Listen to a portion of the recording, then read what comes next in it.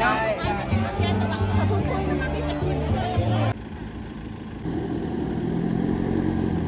พดน้ำทุกคนพี่รถน้องนาเปื่อนพอดีเนาะเปื่อนพอดีเดี๋ยวให้เพิ่นล้างให้เนาะเดี๋ยวจะให้ติบเพิ่นเด้อคนในเมืองนี่อยู่บ้านน้องนานี่แม่นเวลาเขาเจ้าพดน้ำใส่รถใหญ่แบบนี้นะเขาล้างให้เฮานะเขาจะให้ติบเพิ่นได้ทุกคนเด้อ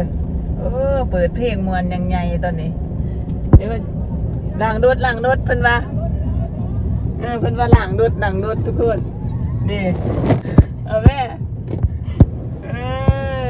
นี่โหล้างรถเพิ่นว่าเพิ่นบอกกันเด้อโชคดีปีใหม่หุ่นมวนขนาด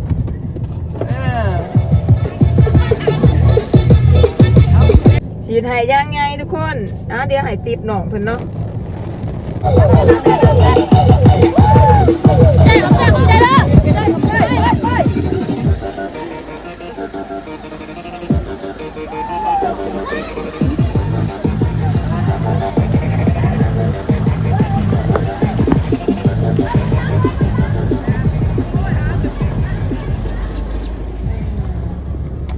ขี่มาพ่วงเพ้นหม่องเดียวท่านผู้ชมพ่วงเพ้นหม่องเดียวที่เพิ่นดินน้ำเนาะอันนี้เป็นสินทางในหมู่บ้านเด้อนี่แหละปีใหม่บ้านเฮาก็จะดินน้ำแนวนี้เนาะจะได้ซุ่มเย็นเพิ่นว่าสวัสดีปีใหม่อวยพรให้กันโอเค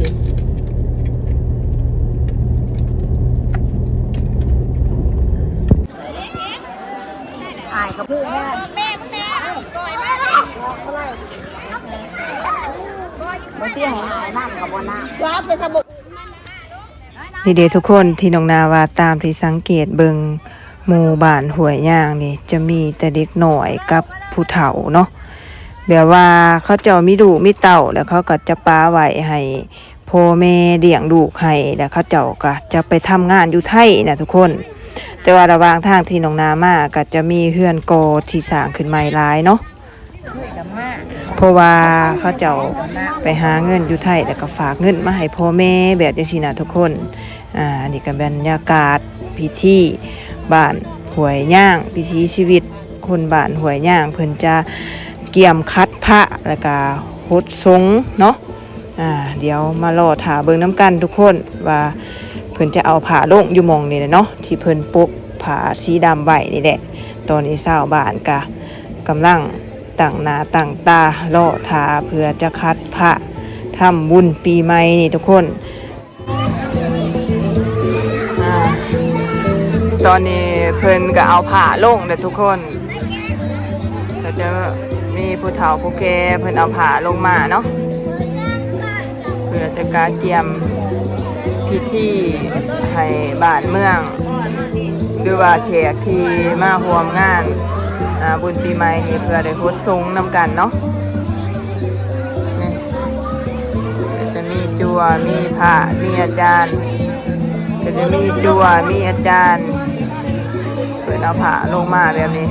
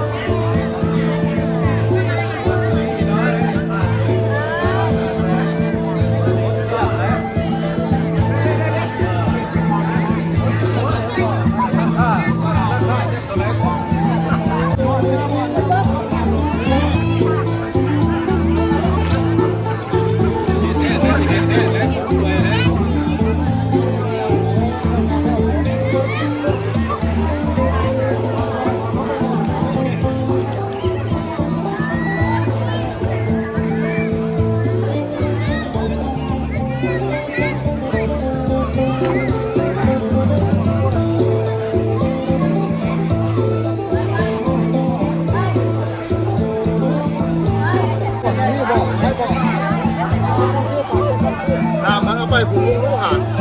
ล่างลูกพูด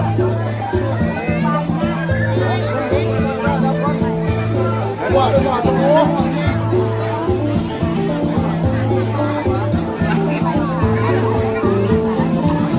นั่นก็จะให้อาจารย์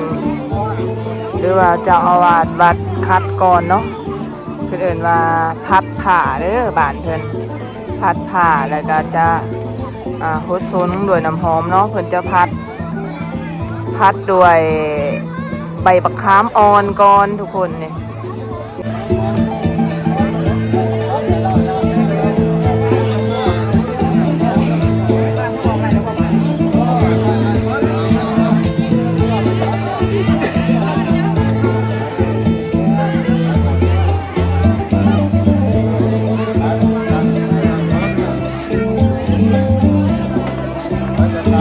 เอาใบบักขามอ่อนคัดเนี่ยนี่ทุกคน ร้านร้านอยู่ที่พ่นที่ไก่ไปออกเขามา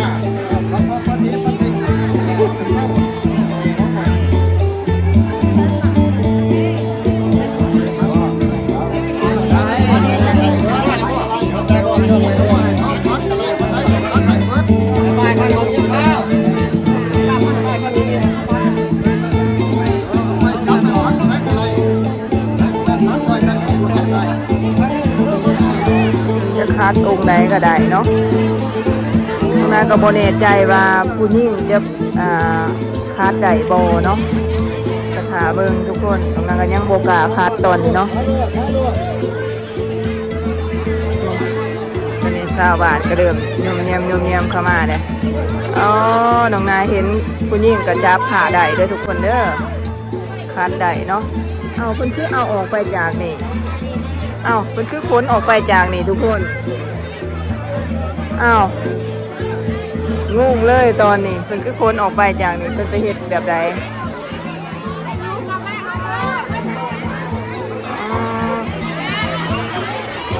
นี่ทุกคนเอื่อยเอาไปใช้นี่เอื่อยเอาไปคัดเอาโอ้นี่ทุกคนนี่เจ้าหุ่มกันคัดแนวนี่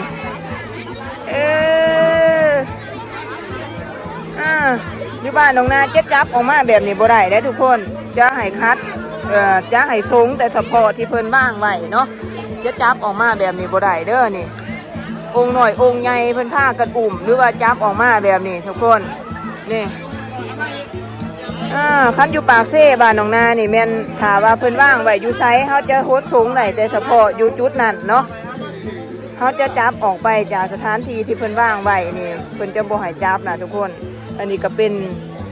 แปลกใหม่แปลกหูแปลกตาอีกอย่างหนึ่งเนาะบ้านห้วยย่างเด้อทุกคนเด้อลาวไต่สุดของประเทศลาวเนาะลาวไต่เด้อนี่นี่จะสวยกันคัดแนวนี่ขอเบิ่งหน่อยเด้อ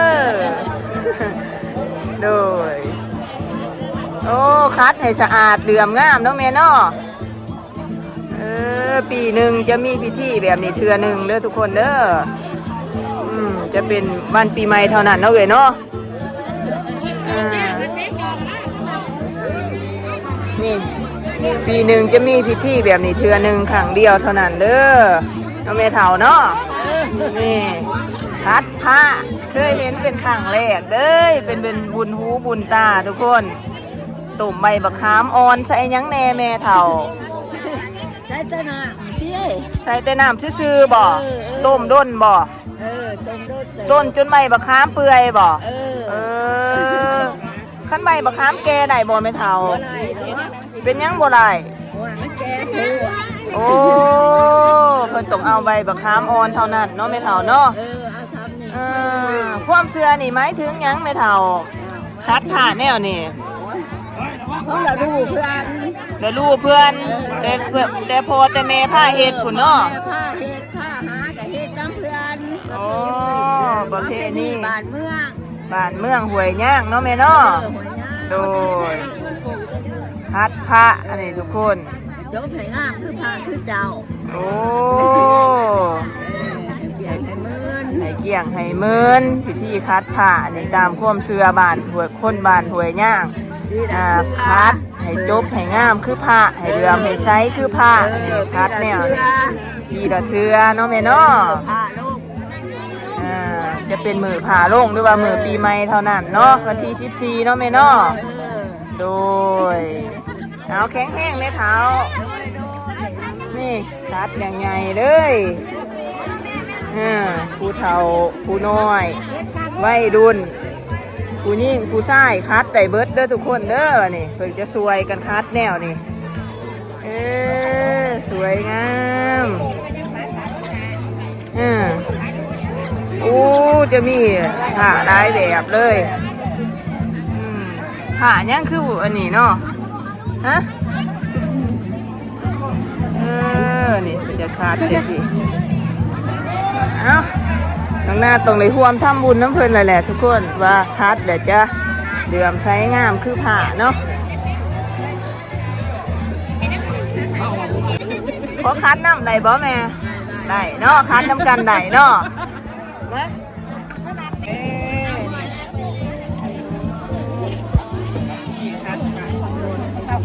น้ำอ่อนคัดให้สะอาดเพื่อนว่านี่กระจับได้บ่เป็นยังเลยเนาะ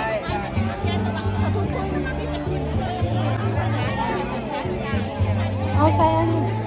เพิ่งอยากกินแล้วนะ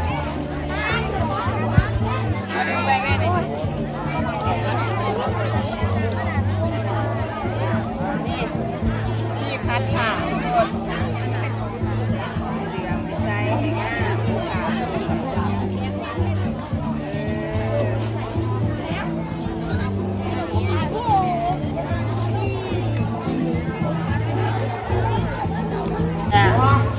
คัดแล้วเลยกะจ๊ะเอาไปใบหมองเก่าเนาะเพื่อกะจ๊ะสีดน้ำสะอาดล่างเด้อล่าง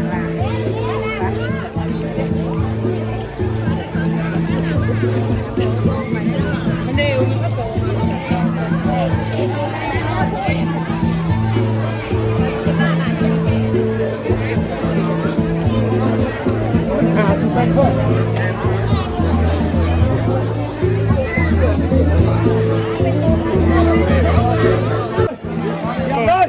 คัดเดี๋ยวเพิ่นก็จะ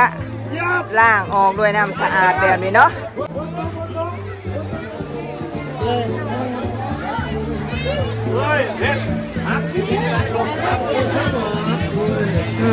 ใสงามบาดนี่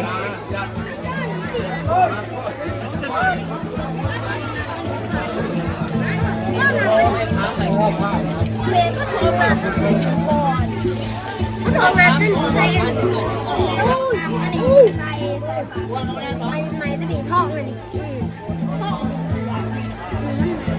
โอ้ยเราไม่ว้าวโอ้ย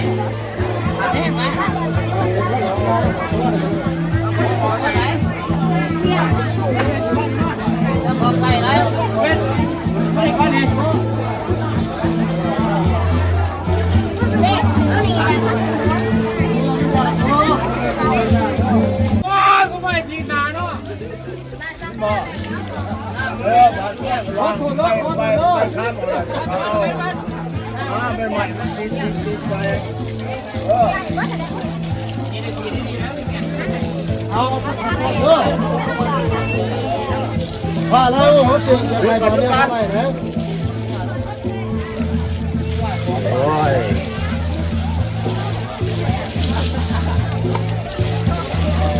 หน้าพวกแจ้งว่าคนเป็นขี้กากนี่คนกระยะไหนเนาะ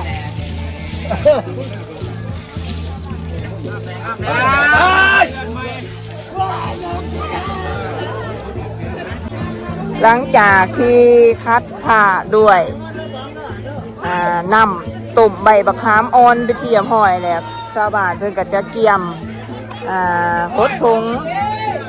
งด้วยน้ำหอมบัดนี้ทุกคนเอื่อยขอเบิ่งเด้ขอเบิ่งในเอื่อยขอเบิ่งเด้อันนี้เนาะแบบน้ำมันจันทร์แล้วก็เครื่องหอมเนาะเอื่อยเนาะขีมินจังซี่ทุกคนนี่เนาะน้ำขีมินโดยนี่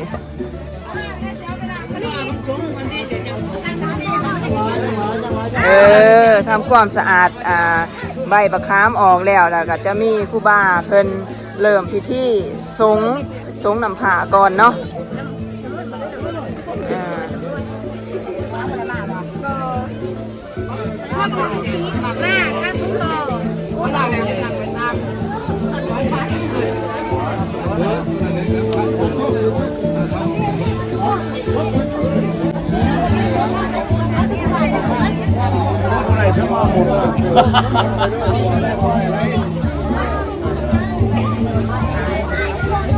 ค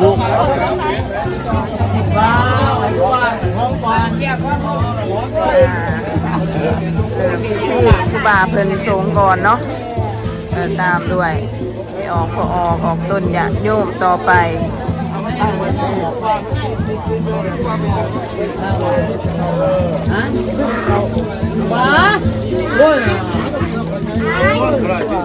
มีจะไหนพระระวังหนึ่งยังเห็นไปใส่นั่งลงนั่งลงนั่งลงโอ้น่ะก็เดินทุกคนไม่ออกนั่งลงเบิดลงพอออกกันนะโอ้ยยังเห็นอยู่ก็หมอกก็ดีโอ้ยนั่งโอ้ยเจ็บขา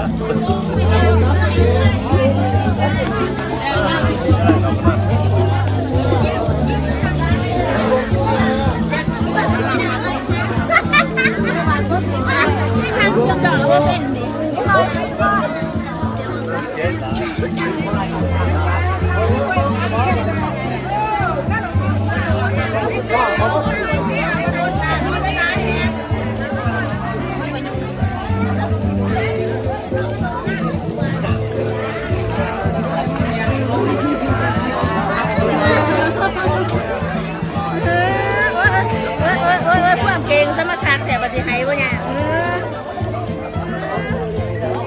เลยเพียง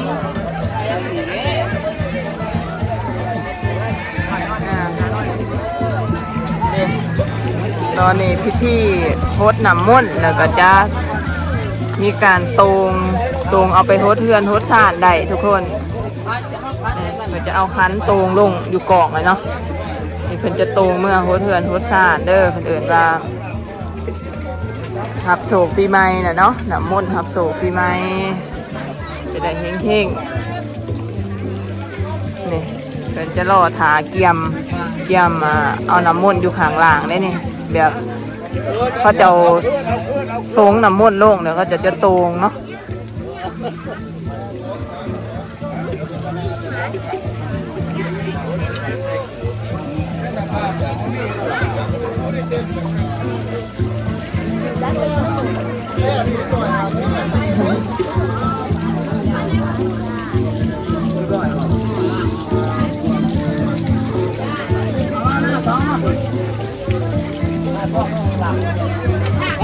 ผมจะล้างน้ำเชื่อม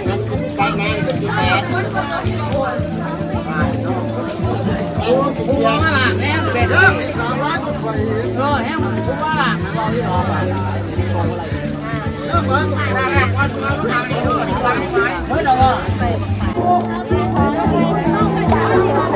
จะสูงเนี่ยสูงเ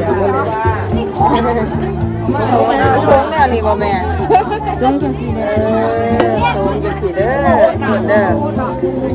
อันนี้แม่นขั้นตอนสูงน้ำหอมค่ะด้วยน้ำหอมบาดนี้คนก็เอาลงโพสใส่คันตัวเองเนี่ยนี่เนาะเพื่อเอาเมื่อโพสเพื่อนโพสซ่านต่อเพิ่นว่าบางคนก็จะตรงเอาอยู่พื้นเนาะ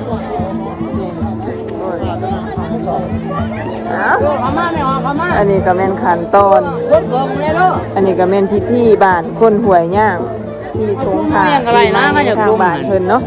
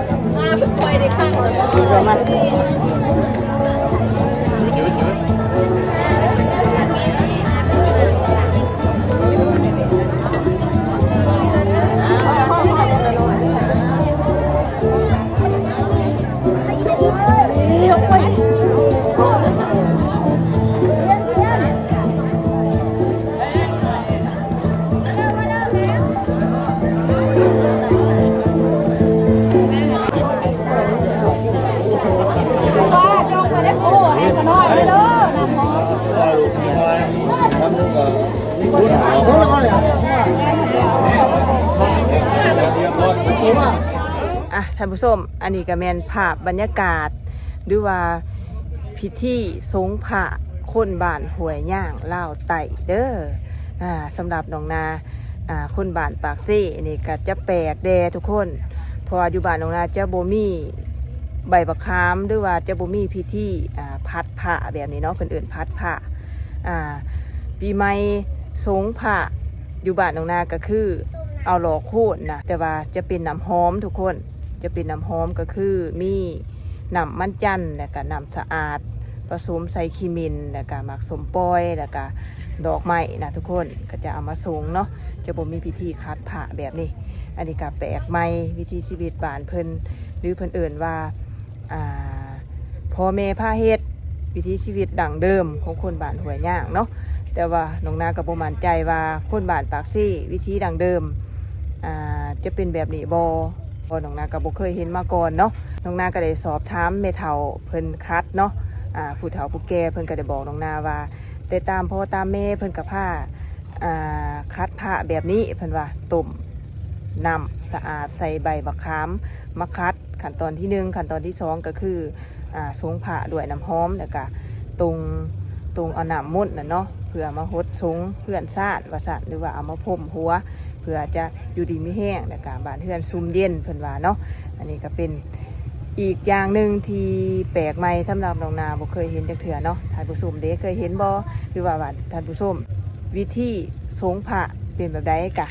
มาเล่าสู่น้องนาฟังเด้อท่านผู้ชมเด้อ